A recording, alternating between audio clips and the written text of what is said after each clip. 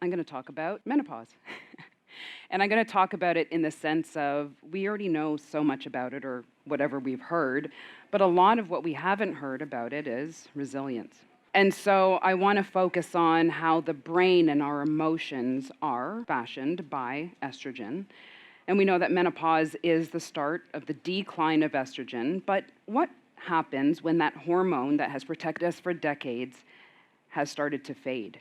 And what happens when estrogen, the quiet architect of balance in our bodies, begins to decline? We hear about hot flashes, night sweats, the whole list, bladder dysfunction, decrease in libido, change in skin and hair, but we don't necessarily prepare for the immune imbalance that starts to occur as well.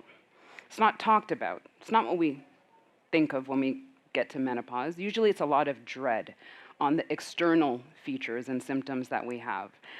But this decline in estrogen is quietly disrupting the delicate homeostasis within inside our body, our immune system, our brain, and our emotions.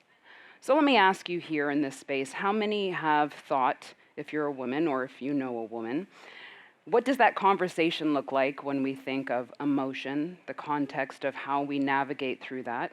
And how do we connect our emotional changes, our resilience, and even our memory to the biology of estrogen? Because menopause isn't just hormonal, it's immunological, it's neurological, but even more importantly than that, it's deeply, profoundly human. The human brain is a very complex and enigmatic organ that has fascinated us for centuries, really trying to decipher what goes on in that organ, how we compose our emotions, how we come up with responses, the emotional journey that we take. What's the difference between the male and the female brain? That could be a whole nother lecture, but I won't venture off into that one. But the brain really has a critical role in how it challenges us and how we signal with the messages that we get from neurotransmitters and hormones. And so there's an intricate architecture in the brain that interacts with our thoughts and our emotions. And estrogen has long been typecast as a reproductive hormone. It's usually how we hear about estrogen, but it's far more than that. It's an immunoneuromodulator, and it's a molecule that orchestrates this communication between the immune system as well and the brain. And so if you can think of the perimenopausal and menopausal transition, which really can last anywhere for up to 15 years, you have this decline, and a lot of biological shifts occur. So when we think of the brain and estrogen, just always remember there's estrogen receptors all over your body, not just in the pelvis. So when we think of receptors like the alpha receptor for estrogen, the beta, even G protein receptors, these are receptors that once mediated a delicate balance, but when it starts to decline over a long course of time, it also increases inflammatory cytokines. And that is what is going to disrupt our immune homeostasis.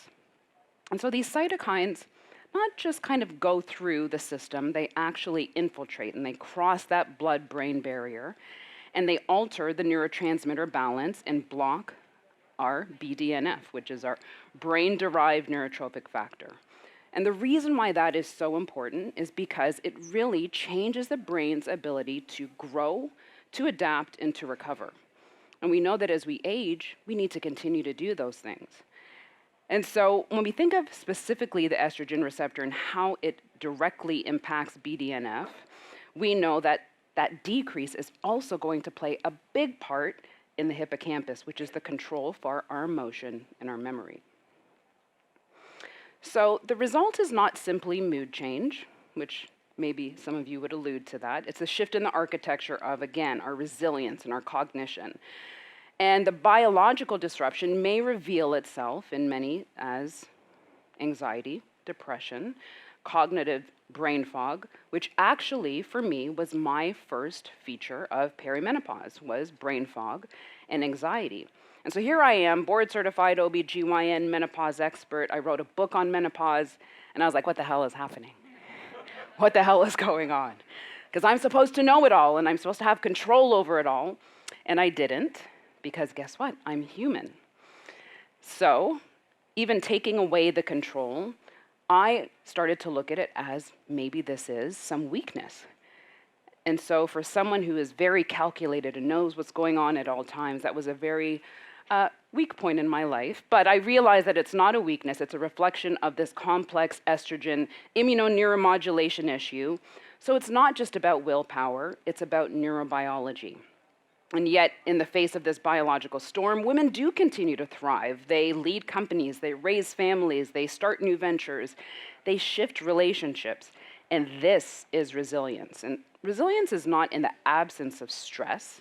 Resilience really is the capacity to adapt and remain functional even when the world or your own biology is shifting beneath you. So when women come into my office, I always want to hear what's going on, how you doing, how you feeling. During the menopausal phase, a lot of times they're like, well, this is shitty. I feel like I've lost myself as a person, or I hate the person I've become, and I can feel completely different, and I don't know why. So even as I had a difficult time with symptoms, I was like, I'm going to get to the bottom of this, because this is now impacting my professional and my personal life. So I began to dial down and question myself as well as my patients and my social circles and friends. My sister was on speed dial for all of this. I wanted to know, is this going on with a lot of other women? So if you can imagine, what do you think I found out from them? That women who were very vulnerable with me, thank God, is that the discussion often rested on the absence and loss of identity. And so estrogen plays a profound role in this resilience because it modulates networks in the brain that give stress response and cognition and emotional regulation.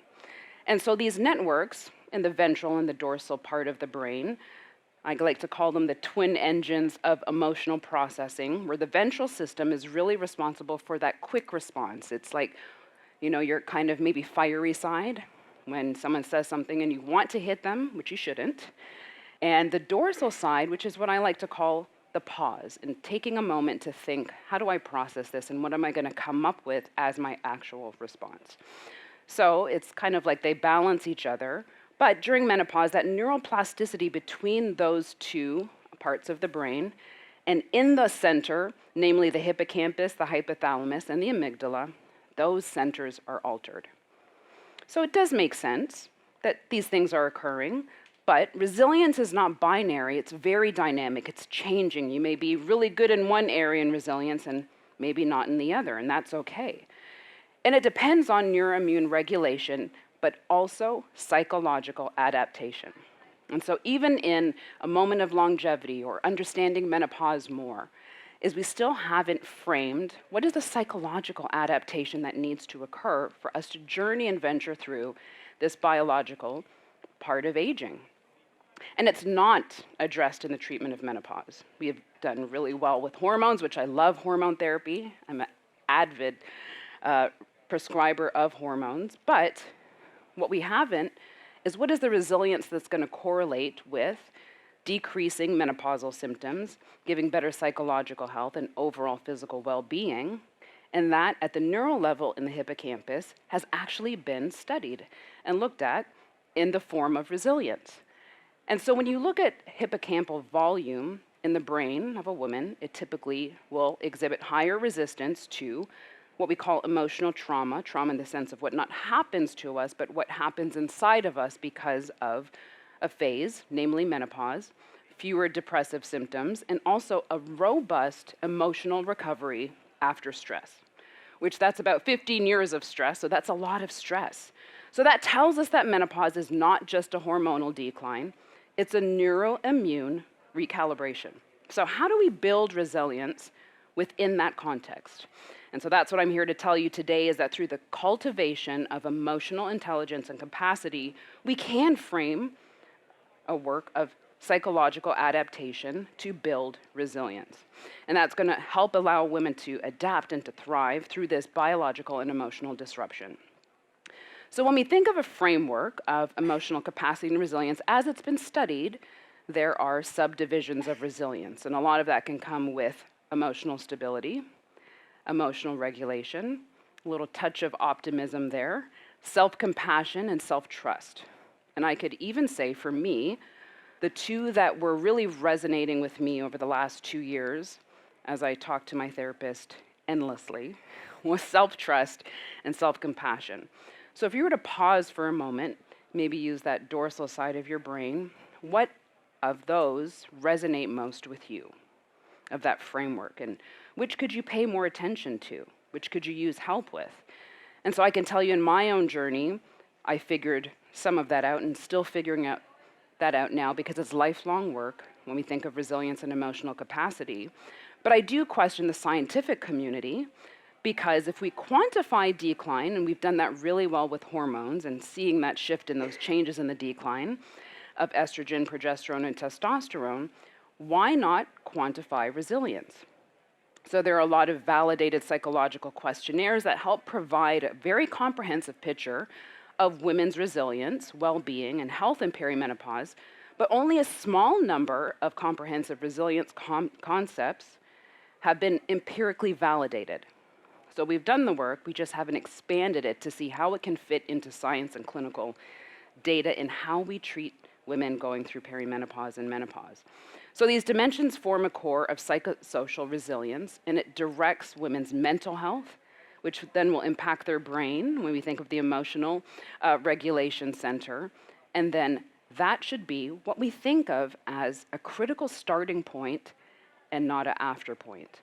Between the ages of 45 and 55, this is when we see most women being diagnosed with depression and anxiety. And so it's fine to use the modalities of treatment, which we see in antidepressants, but what if we used something different before women get to this time frame in their life in order to offset some of that emotional decline? So, by combining the science of neuroimmunology with the psychology of adaptation and resilience, we can redefine menopause. We really can take a different lens on it. We can maybe not allow it to seem so dreadful, and a dynamic period of neural, emotional, and personal growth. And so we've discussed this rising levels of inflammatory cytokines, the blood-brain barrier, what happens with all of these neurobiological factors. But this synaptic plasticity that's being disrupted is the very mechanism at which women have to learn, adapt, and recover emotionally. And so if we can layer that over the biology of what's going on in their life every day, such as children leaving home, maybe having grandchildren, maybe for some women even, this was the end of the period in where they could have children and they didn't get to have children. Or what you're hearing more of on social media is the disruption in relationships and marital tensions, change in jobs. And all of that can even be on the other side of a loss of a parent. So it's not just one thing, it's everything at once. And so that's why we need to have this conceptual framework of psychological adaptation, embracing this interplay between the menopausal symptoms, coping mechanisms, and resilience factors, because this continuum is adjustment and maladaptation. How do we find that balance? But how do we actually do that? How do we employ emotional intelligence in our daily life? I have learned through trauma recovery and acceptance commitment therapy, go me, is that it actually has helped me to sharpen my resilience and keep it fine-tuned. But for too long, we are focused on just the symptom, and I believe that women have the ability to do that. We have longitudinal data. There is a study that specifically looked at how do we access emotional regulation and a resilience-associated factor. And if you can think of what they found is that the increase in resiliency actually decreased their menopausal symptoms. So we have the data. We need to implement this into our clinical guidelines. We need to research it more and know that menopause is not the end of reproduction. It's neurological and immunological transition. And so for all the women who are here, for myself, for women who are watching, understanding resilience is imperative so that we can have a dynamic process as we start to age. And so for the longevity of mind and to recognize that the mind-body connection is so ever important, I want everyone here to know that it's not just in your head, to know that you are not losing control, to know that you are evolving into a new kind of strength, and that the decline is the science of adaptation. It's also a sign of growth. And the adaptation can be in the story of your own human and emotional resilience. And resilience is not the absence of struggle. It's even in chaos and even in struggle is how do I build the ability to be me and be fierce. Thank you so much.